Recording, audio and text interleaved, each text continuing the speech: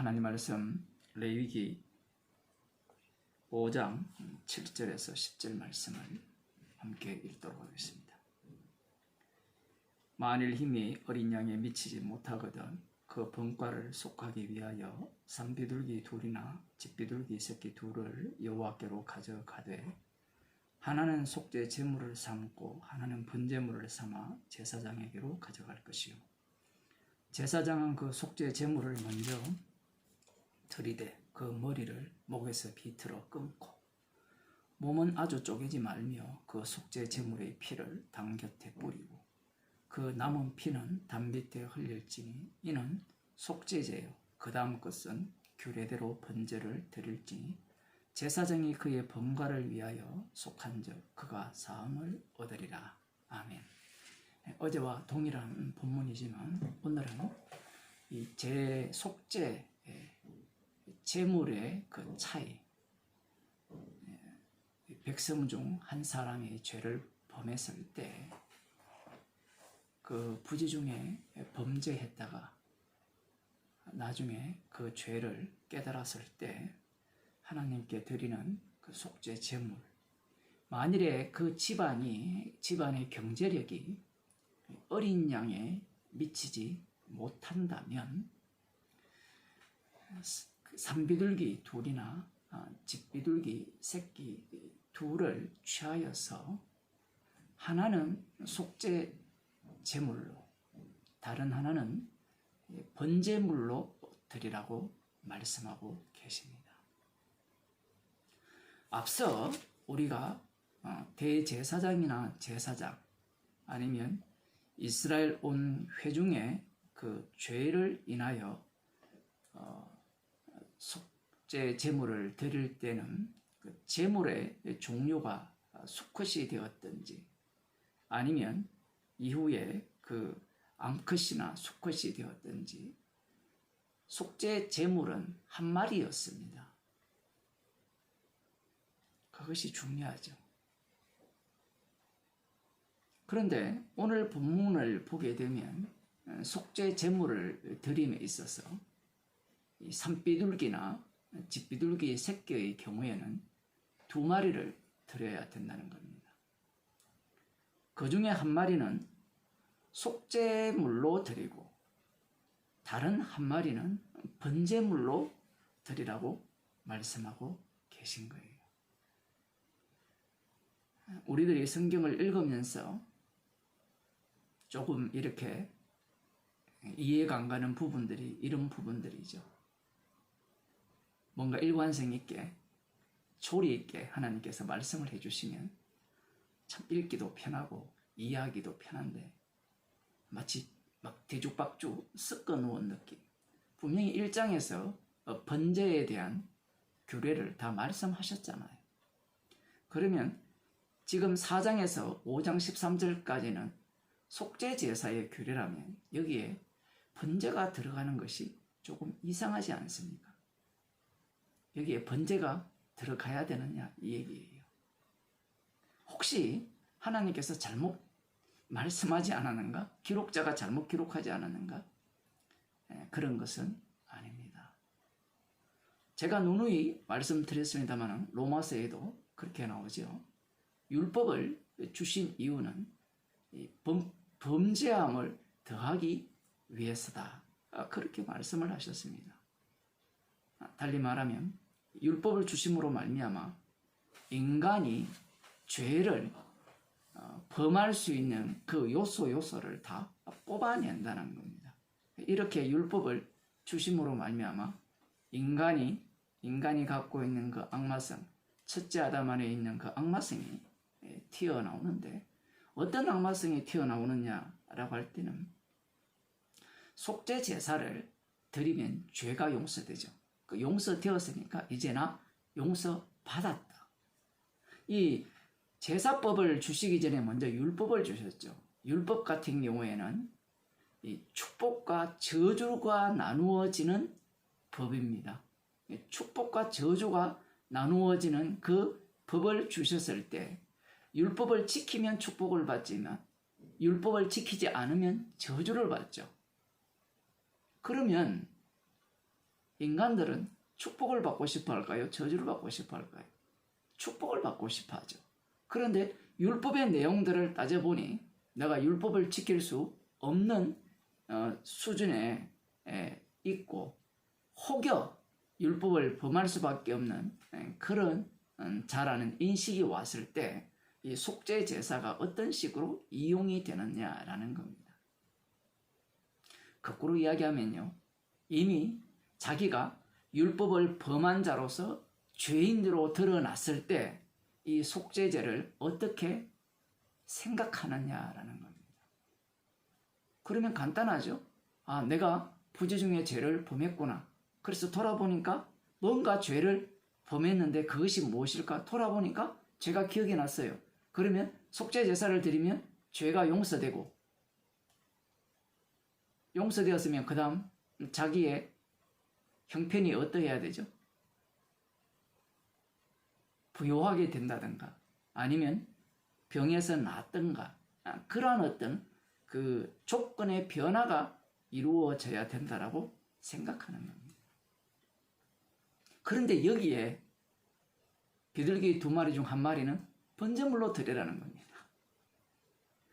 속죄 제물을, 속죄 제사를 드리라는 그 최종 목적이 무엇이냐라고 할 때는 번제예요. 번제물로 드리게 하기 위한, 온전하게 다 하나님께 드리기 위한 속죄 제물로서의 죄 용서예요. 그런데 선악과를 먹은 인간들은 그런 생각을 하지 않습니다. 이미 자신이 선악을 아는 자로서 판단자가 되죠. 판단자가 되기 때문에 자신이 이 말씀을 보면서 판단을 해버립니다. 이 말씀을 보니까 나에게 유익하네. 유익하니까 지켜야지. 이런 방식입니다. 물론 구약 이스라엘 백성들은 율법을 지키지 않아요. 율법을 지키지 않지만 신약에 이 남은 자들이죠. 바벨론 포로에서 돌아와서 이 하나님께서 남기신 자들, 그 남은 자들은 이 율법을 지키고 있다라는 사실입니다. 누가복음 17장을 한번 보겠습니다. 예수님께서 예루살렘으로 이 방향을 정하여 가실 때에 어떤 길을 선택을 합니다. 지난 주일날도 그런 말씀을 드렸습니다만 주님께서는 좌표를 찍고 움직이시거든요. 자기 정거를 위해서 오셨기 때문에. 주님께서 이 예루살렘을 향하여 가실 때 사마리아와 갈릴리 사이로 지나가셨어요. 상당히 의도적이죠. 그 뒤에 일어나는 사건을 보면 어떤 사건이 일어납니까? 10명의 문둥병자가 예수님을 향해서 멀리서 소리를 높여 말합니다. 예수 선생이여 우리를 긍휼히 여기소서. 나름대로 이 문둥병자들이 법을 지켜요. 거리두기를 해요. 거리두기를 하면서 예수님을 향해서 예수 선생이여 우리를 긍휼히 여기소서. 여기에서 독특한 내용이 어떤 본문에서는 주 다윗의 자손이요 이렇게 예수님을 호칭을 하고 여기에는 예수 선생이요 이렇게 호칭을 해요. 어떤 사람들은 이 호칭을 제대로 불러야 구원을 받는다 이렇게 이야기를 하는데 인간이 호칭을 아무리 제대로 불러도요 소용이 없어요. 예수 이름으로 기도를 하면 다 들어준다고 하니까 예수님의 이름으로 기도 다 해요. 안 들어줘요. 예수님의 이름 자체가 능력이 있거든요. 그 인간들은 그걸 부적으로 쓴단 말이에요. 이런 본문을 보면서 열문둥병자가 예수님에 대해서 호칭을 제대로 부르지 않았기 때문에 잘못되었다 이렇게 지적할 인간들도 있어요. 물론 뒷부분에는 그렇게 안 돼 있기 때문에 그렇게 말을 하지 않지만 인간이 아무리 제대로 부른다고 하더라도 그 부름이 엉터리가 됩니다. 그것이 여기에서 나와요. 우리가 보기에는 예수님을 선생님으로 보면 안 되죠. 주님으로 봐야 되고 다윗의 자손으로 봐야 되고 그리스도로 봐야 되죠. 물론 그것을 깔고 있다라고 이야기할 수도 있지만 지금 이 본문에서는 나오지가 않아요. 이 10명의 문둥병자, 사마리아와 갈릴리 사이에 이 하나의 어떤 문둥병 집성총회라고 할까요? 그들이 그 진에서 밖으로 쫓겨나서 그들이 함께 모여있는 사람들이라고도 볼 수 있는데,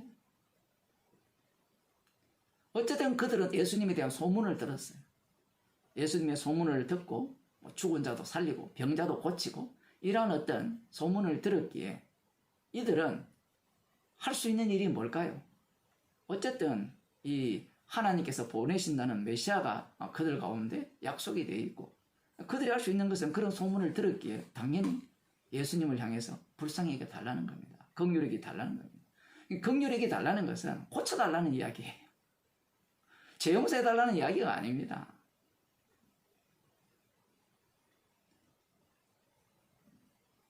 오늘날 교인들도 마찬가지죠. 죄 용서는 값어치가 없어요. 죄 용서 값이 얼마예요? 분명히 예수님은 천하보다 귀하다 했거든요. 왜냐하면 하나님의 아들의 목숨을 대성물로 내어준 구원이거든요. 죄 용서는 말입니다. 그런데 인간에게는 천하보다 귀하지 않아요. 뭐가 귀합니까? 돈이 귀하고 내가 귀하죠. 이들은 지금 긍휼히 달라고 할 때는 병 고쳐달라는 겁니다. 아는 게 그것밖에 없죠. 구약에 속해 있기 때문에. 예수님께서 이 소리를 들으시고 그들에게 이렇게 말씀합니다. 제사장들에게 너희 몸을 보이라, 그렇게 말씀하셨어요. 제사장들에게 몸을 보이는 것은 이미 몸이 깨끗하게 나았을 때, 앞으로 레위기 11장이니까 그게 나오거든요. 나았을 때 가서 확인하는 거거든요. 그런데 낫지도 않았어요. 아직 문둥병 자체를 갖고 제사장에게 가는 겁니다. 그러니 이들이 얼마나 간절하고 그 마음이 진심이었는가. 긍휼히 얘기 달라고 요청을 할 때 그 예수님이 무슨 말씀을 하시든지 다 듣겠다라는 거예요. 마치 이 가나안 혼인잔치에서 예수님의 어머니 마리아가 뭘 시키든지 다 하라는 똑같은 믿음입니다.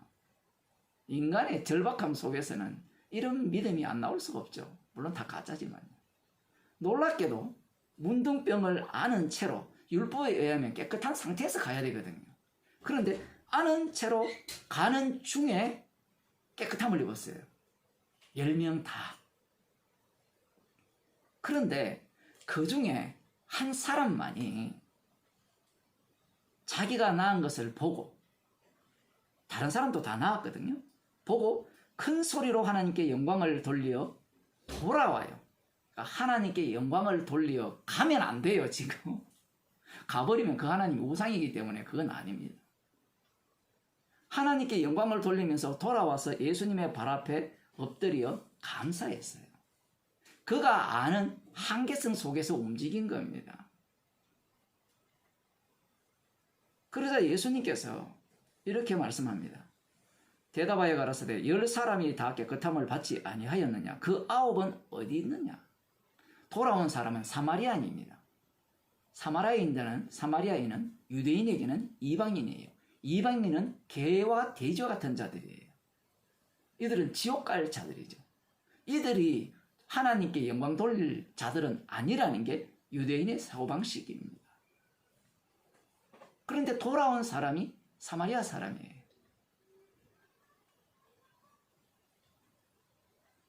그러면 우리들은 이걸 보고, 야, 돌아왔으니까 이 사람은 진짜 제대로 된 믿음을 가졌네요 라고 이야기를 하고 싶잖아요. 그게 아니에요. 돌아와서 살해한다고 해서 믿음이 제대로 있는 게 아니에요.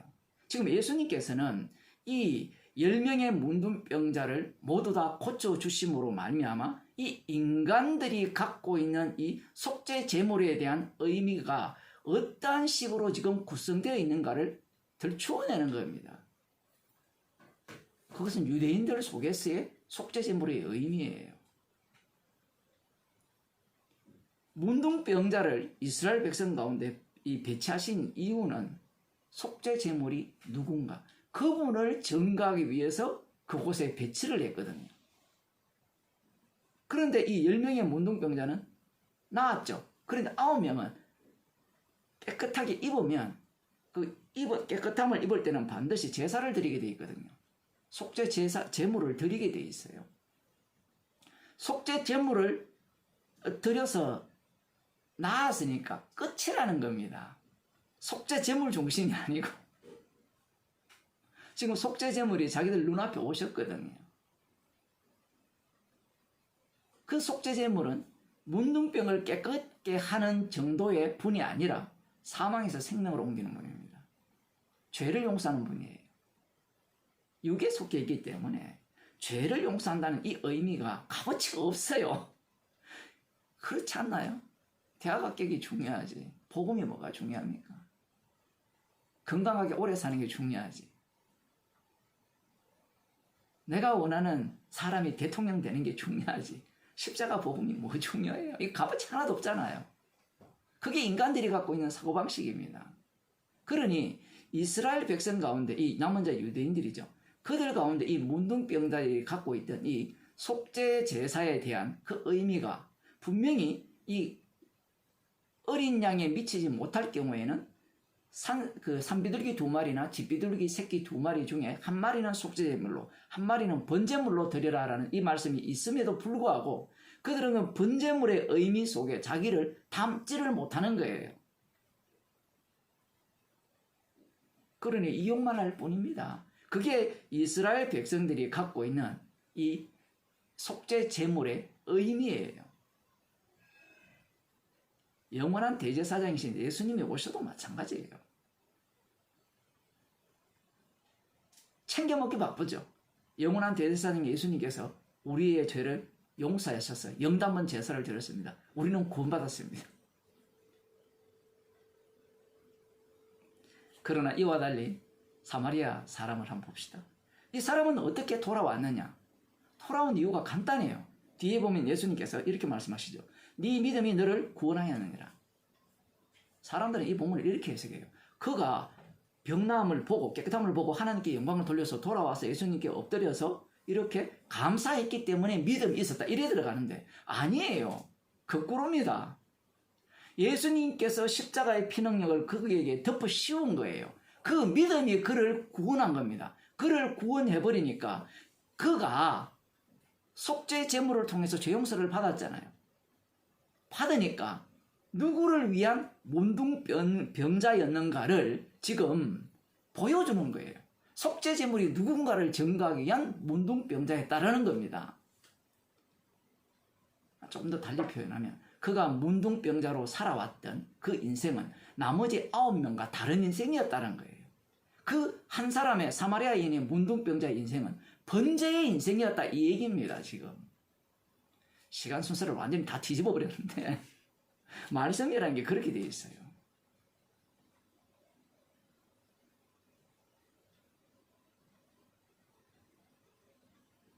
세상은 나를 위한 세상이 아니에요. 그 이스라엘 백성들의 문제가, 남은 자 유대인의 문제가 이 메시아가 자기를 위해 오신다라고 생각한 겁니다. 그것이 지금 오늘 본문에 참 이상하잖아요. 어린 양에 미치지 못하는 그 경제력을 갖고 있을 경우에 산비둘기 2이나 집비둘기 새끼 2를 갖고 하나는 속죄제물로 하나는 번제물로 드려라. 이 말씀을 배치하신 이유가 거기에 있는 겁니다. 인간들은요, 어디까지 따라오는가 하면 제가 번제물로 드리겠습니다까지도 따라와요. 따라오면서 뭘 주시겠습니까? 그 제자들이잖아요. 주를 위해 모든 것을 버리겠습니다. 목숨까지 버리겠습니다. 안 통해요, 그건.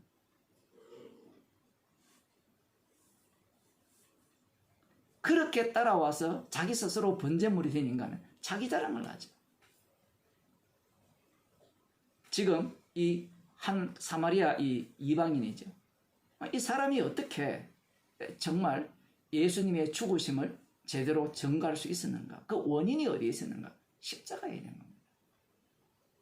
지금 십자가의 능력이 두 쪽으로 확 쪼개버리죠. 한쪽은 이용해 먹는 십자가예요. 다른 한쪽은 십자가를 증거하기 위한 문둥병자입니다. 이 사람이 믿음으로 말미암아 구원을 얻었죠. 구원받은 인생이 어떠한 인생이었을까요? 그 인생은요, 냄새나는 인생이었습니다. 어떤 냄새를 풍겼을까요? 구원 얻는 자들에게는 향기로운 냄새, 지옥 갈 자들에게는 악취가 풍겼어요. 참, 이 말씀도 되게 어려워요. 우리들은요, 복음이 향기로운 냄새라고 스스로 판단하고 앉았어요. 그 본문은 그 얘기를 하는 게 아니에요. 향기로운지 악취인지는 상대가 판단을 해요. 대체로 스데반 집사님도 보면 악취로 그게 풍겨졌거든요. 문둥병자의 인생처럼 이 구원받은 이 사마리아인, 이 깨끗함을 받은 이 문둥병자는 그러한 삶을 살게 된 겁니다. 냄새가 너무 나가지고 이 거리 두는 정도가 아니고 격리시키는 정도가 아니라 악취가 나기 때문에 죽여버립니다. 제거해버려요.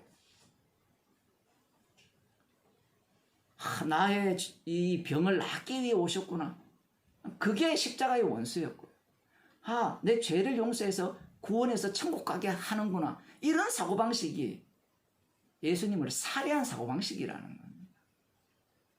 그럼 어떻게 그런 그 주님을 증거하는 그 향기를 내는 그 냄새를 내는 자가 되느냐? 우리 쪽에 없죠. 성령을 주시면 그러한 인생으로 살려지는 겁니다. 그래서 이 세상은요, 십자가에서 완료하신 그 일의 결과만 나타나는 곳이에요. 어느 누구도 내가 주님이 다 이루신 그 일에 들어가서 중심을 잡고 내가 향기 나는 자야 이렇게 외칠 수 없는 겁니다. 성령을 받은 자는 십자가를 자랑하게 되고, 십자가를 자랑하게 되면 두 가지 대우를 받죠. 향기롭게 들리는 자들에게는 기쁨의 소식으로 들리지만 대다수는 악취로 느껴지기 때문에 이 세상에서는 주님이 걸어가신 그 길을, 십자가의 길을 걷게 되겠습니다. 주님이 쓰레기 취급받았죠. 그러니까 빨리 제거해버린 겁니다. 그게 성도의 인생입니다. 기도하시겠습니다. 하나님 아버지, 주님의 피를 이용하려고 하는 자들로부터 제거당한 주님임을 말씀을 통하여 들려주심을 감사드립니다. 주님의 십자가의 능력만을 증거하기 위해서 문둥병자로 만드시고 구원하셔서 오히려 문둥병자보다 더 악취를 풍기는 인생으로 주님의 증인으로 삼으셔서 십자가만을 자랑케 하시고 주님이 걸어가신 그 길을 기쁨으로 따라가기 하신 그 놀라운 사랑에 우리가 감사하며 걸어가는 주의 백성이 되게 하여 주옵소서. 예수님 이름으로 기도드리옵나이다.